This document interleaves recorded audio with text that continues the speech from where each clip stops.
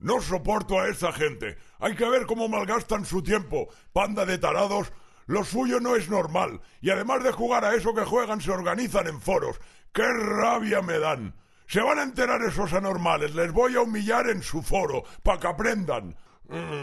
Ahora que lo pienso, un único usuario rajando hace menos efecto que varios usuarios rajando a la vez. Si una queja parece un anime, cala mucho más. Ya sé, me daré de alta con distintos nombres y postearé haciendo ver que cada nombre es una persona distinta. Así esos tarados penosos pensarán que están siendo humillados por multitud de personas a la vez. Me logueo como Gatita69. Me tengo que meter en el personaje. Veamos. Gatita tiene que ser una chica joven, desenfadada, estudiante de bachillerato científico-técnico. Domina la tecnología. Es como la prota de Millennium, pero más joven y menos sueca. Más de las alpujarras. Perdió la virginidad en un campamento de verano. Lo hizo presionada por su entorno de amistades. Ahora me logueo como Fuckermaster Turbo. ¿Cómo es Fuckermaster?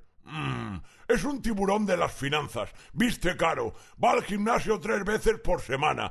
Para él las tías son objetos, floreros, porque los floreros tienen agujeros.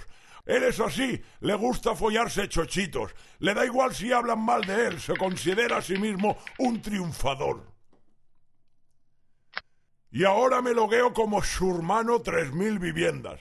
Su hermano es de extracción humilde, todo lo ha aprendido en la calle, es un poco hacker, le baja del torrent pelis de Manolo Escobar a su madre para que disfrute. Su última novia, la Sheila, le partió el corazón, le dejó por un camello de poca monta. Su hermano ha empezado a trapichear con farlopa cortada con Ajax Pino.